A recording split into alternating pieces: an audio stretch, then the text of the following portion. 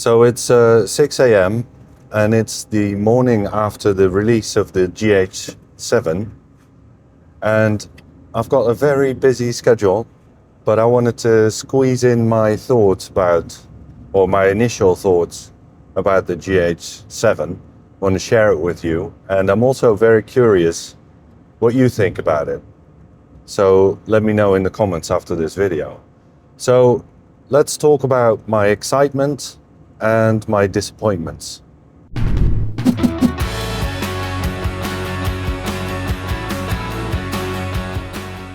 So the first question is, do you need the latest and greatest? And the answer to that is not necessarily. I mean, guess what I'm shooting on right now?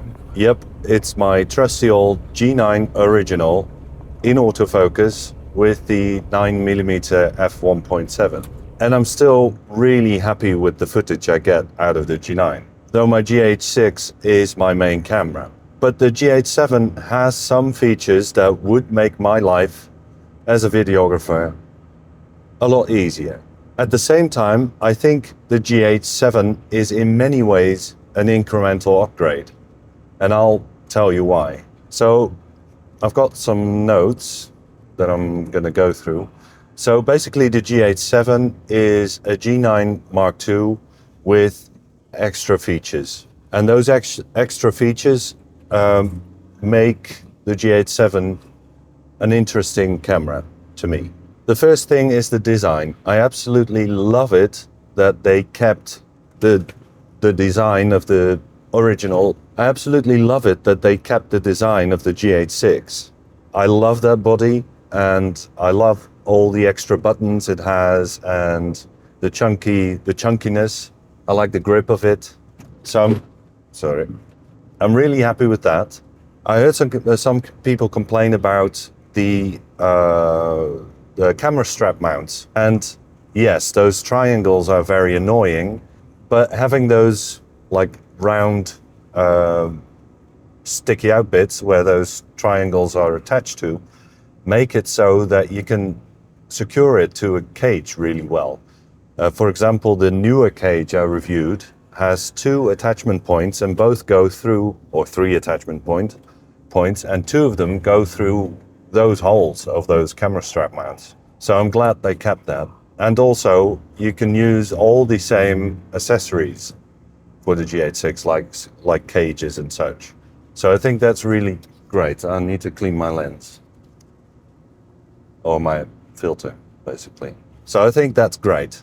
Yeah, so it's basically the same camera, but with G9 internals. And the extra functionality compared to the G9 Mark II, in a way, also has to do with the body design. Because it has the body of the GH6, it's now got proper thermal management, so no overheating expected whatsoever, which is great. That's what I want to see. And that's why I held off buying the G9 Mark II, because of those potential overheating issues. And then I was curious about battery life. So I obviously watched quite a few reviews as well last night. And one of them, I believe it was Petapixel's review, Chris and Jordan, who said that battery life is, well, more or less the same as the GH6, which makes sense because it's the same body and it has even more features. So the fact that battery life still isn't great on the same BLK22 battery makes sense, but is slightly disappointing. I would have hoped for a bit more battery life. So then let's talk about the specs, the internal specs. In that area, I think the GH7 is an incremental upgrade over the GH6. And that's mainly due to the fact that there is no bump in higher frame rates or resolution. Well, resolution makes sense because of the pixel count of the sensor. For example, 5.8K open gate in 50 or 60p is something people have been asking for ever since the GH6 and then the S5 and S5 Mark II. I personally don't really have the need for it, but I know a lot of people do. And honestly, I expected to see that bump in a GH7. And it isn't there. There is the internal ProRes RAW, that's sort of a big thing from a technical perspective. But is it all that useful? I think to a small group of people, I think it's a very niche thing. I won't be using it because I use DaVinci Resolve, and DaVinci Resolve doesn't support ProRes RAW. But even if it did, shooting internal RAW requires massive CF Express cards. That reminds me of one more body design thing. I'll come back to that in a minute. Huge CF Express cards. And in the end, the benefit of ProRes RAW, I'm not sure if I'm seeing it. Unless you're doing some really heavy color grading, then yeah, perhaps it's worth it. But even then, you could shoot ProRes RAW externally with an Atomos Ninja V, for example, and have it recorded that way. And I think out in the field, like hand-holding the camera and doing run-and-gun stuff, who is going to do that in ProRes RAW? Or who's gonna want to do that in ProRes RAW? I'm certainly not one of those people that wants to do that. I guess if you're doing narrative filmmaking, then yeah, but then you probably also wouldn't mind using an external recorder to record the ProRes 2. Or to SSD, that's also possible. So that could be a convenient option.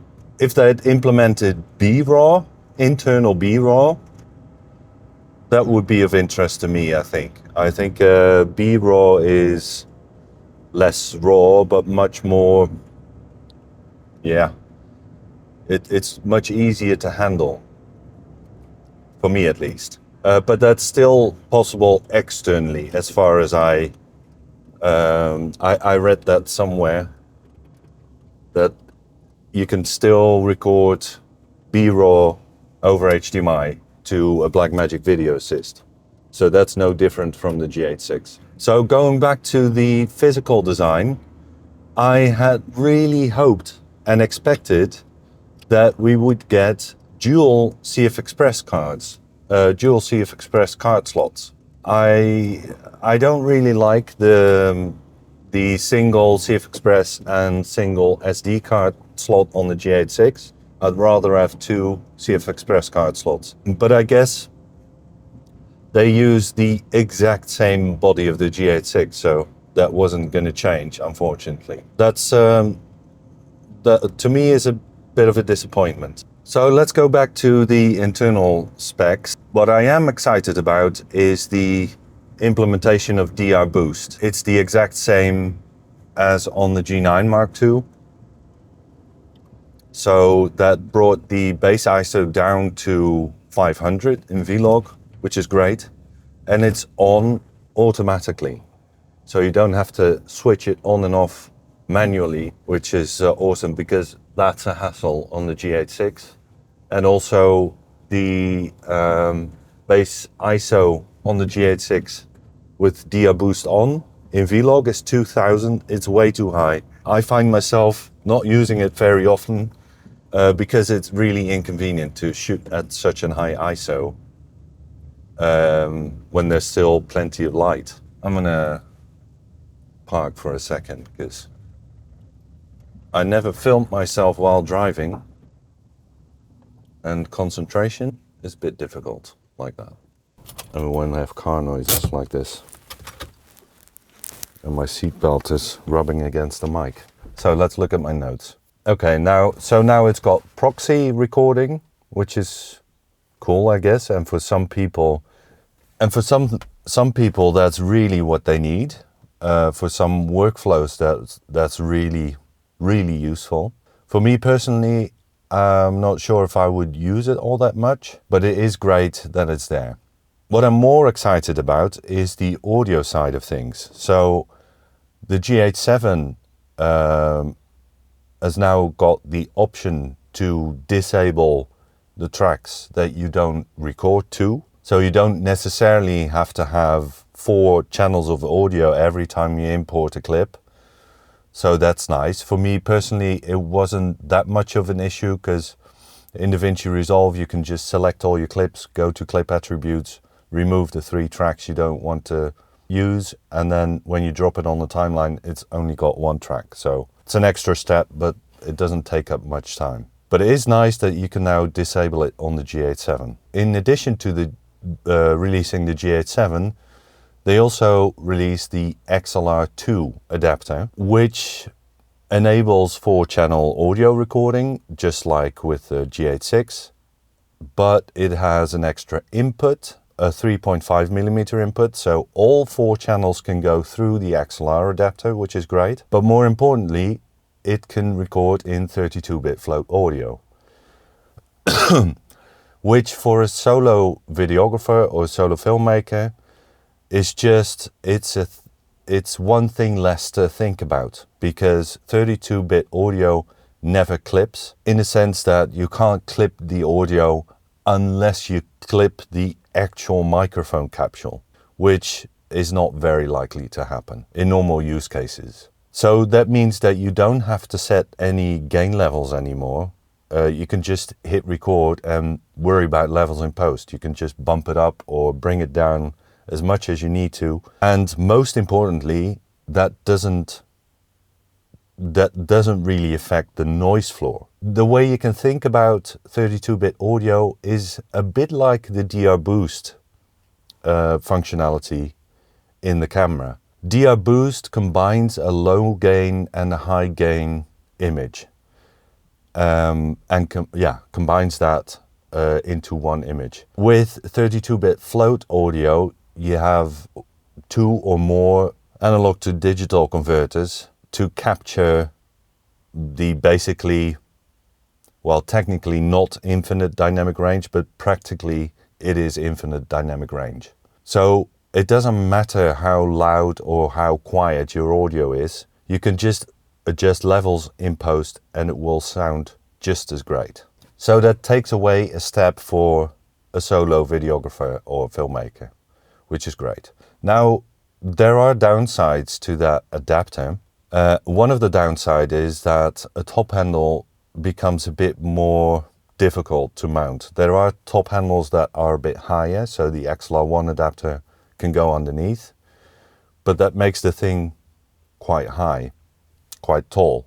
And the other thing is the price of the XLR1 adapter, which I believe is, I only saw it in pounds, I think it's £500, so yeah, don't know if they keep the price the same in dollars and in euros. For the camera, I believe it is the same. No, it's less pounds, it's like £2,000 and 2,200 euros.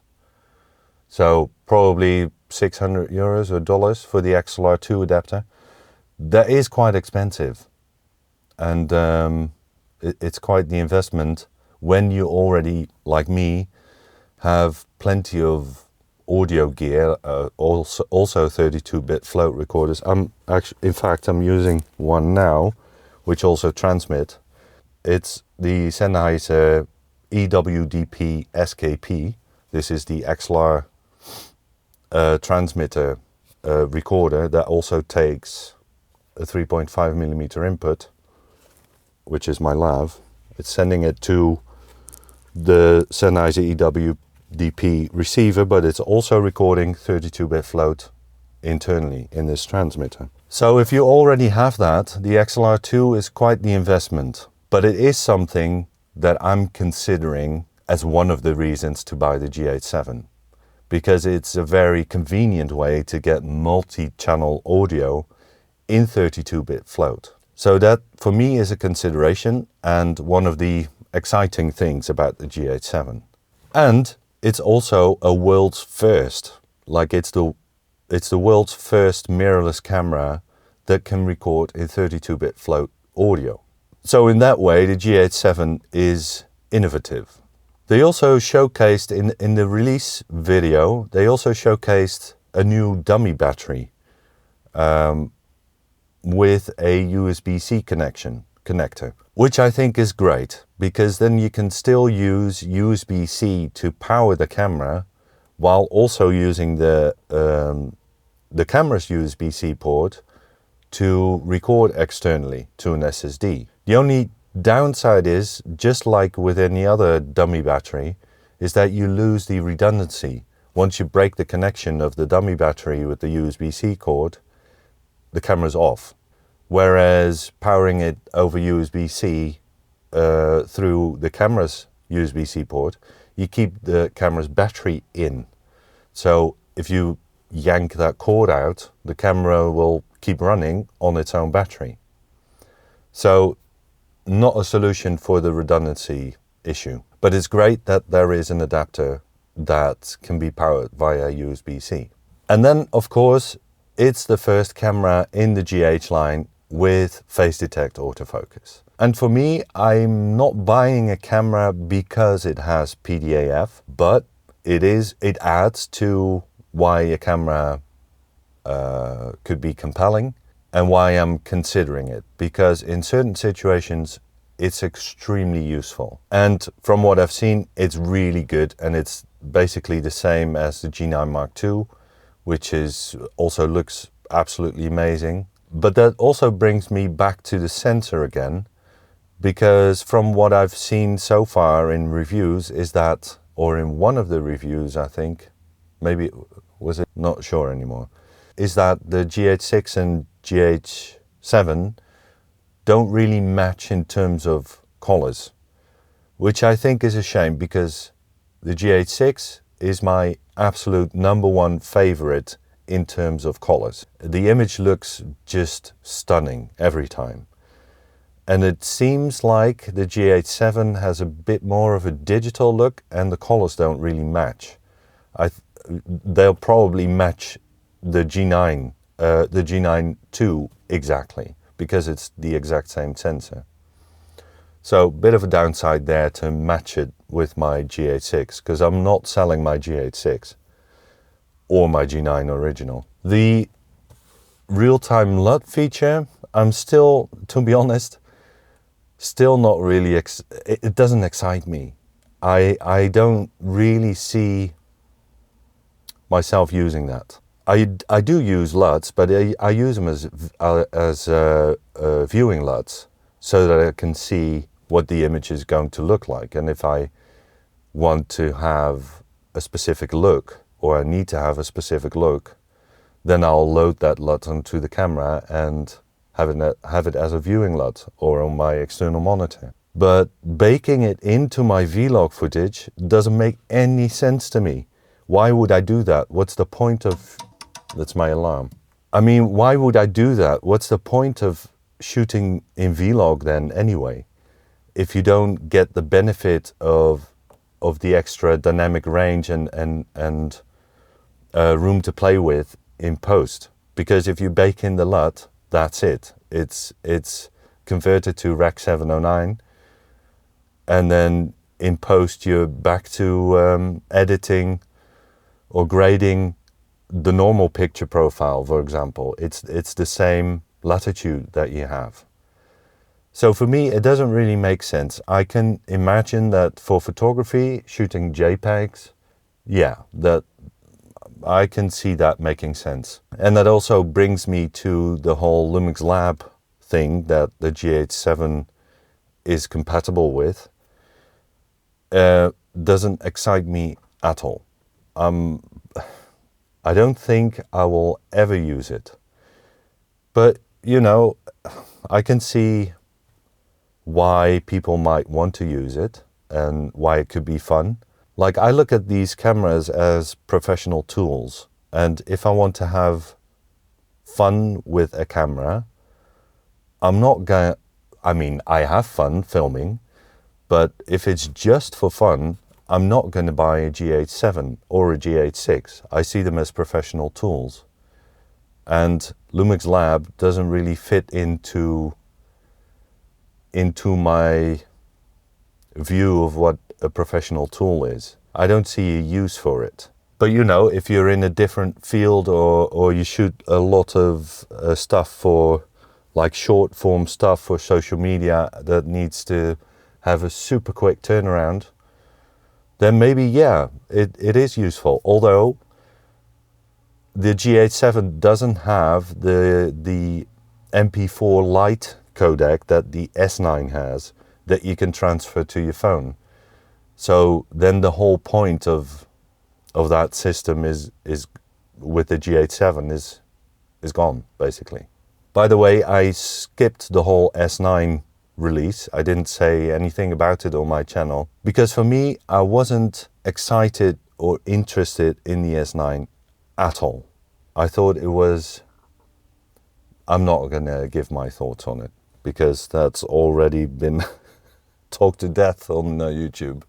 So I'm gonna stay away from that. Anyway, back to the GH7. What else?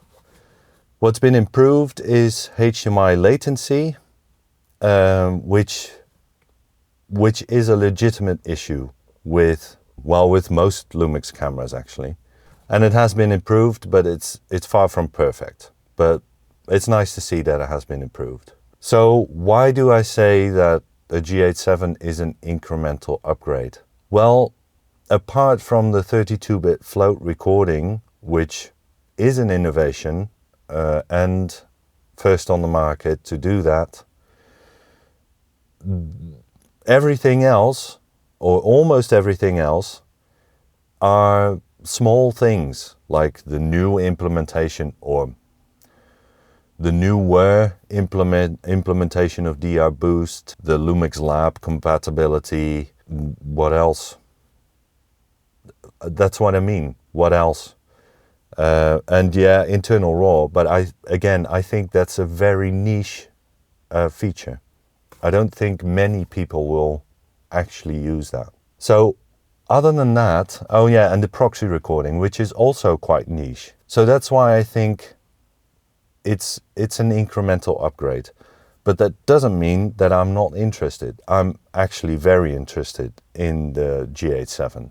I guess they released the GH7 so soon because they had to refresh the whole line of cameras to have phase detect autofocus. I think that's the main reason that they released a successor to the GH6 so soon and actually discontinued the GH6 after 2 years, which, by the way, I'm absolutely fine with, as long as, well, I hope they will release some firmware updates still for the GH6, even though the camera itself is discontinued. So now on to the last thing I wanted to talk about, and that was, I've only seen it mentioned in the actual Lumix GH7 release video, which is ARRI Log C3 can now be unlocked on the GH7 and on the GH6 as a separate purchase, with a key. And I believe the price is $200 for the key to unlock ARRI Log C. Now I have to research this, but I'm questioning the point of paying for that upgrade and getting ARRI Log C, because as far as I understand, you can just convert Vlog to ARRI Log C in, for example, DaVinci Resolve, and you'll have the same end result, as far as I understand. Again, I have to research that somehow without paying for the key first. So I'm suspecting that converting Vlog to ARRI Log C in post is just as effective as shooting in ARRI Log C in camera. So that makes the whole upgrade pointless. But, you know, I'm not sure about that. I'll have to test that somehow. So those are my initial thoughts at 6 a.m. in the morning about the GH7. And I'm considering putting in a pre-order. And yeah, it's an interesting camera, but it's not like a game changer, so to speak, but it does have things that make life as a videographer easier, which, you know, that's nice. And I can use all these same accessories. I know the camera, I know the menus, I love the screen, and that's also a reason that I held off buying the G9 Mark II, because I prefer the screen mechanism of the GH6 where you can flip it up. That's how I have it most of the time. But I'm really curious what you think about the GH7. I'd love to hear your thoughts in the comments. So I'm gonna head off to where I need to be this morning. One more quick thing. I also thought that the release was a bit meh. There wasn't much to it. There was a short presentation by Sean from Lumix, and that's it. Like, it didn't make any sense to me. I would have expected a camera like that, like a high-end Micro Four Thirds camera, would warrant an event like the S9 event. And it's 2 weeks after the S9 event, so why didn't they release both cameras at the same time? The release didn't really make any sense to me, but I guess that was a marketing decision, and it doesn't affect the camera, obviously. But I just thought it was a bit weird. That's all. Thanks for watching, and I hope to see you next time.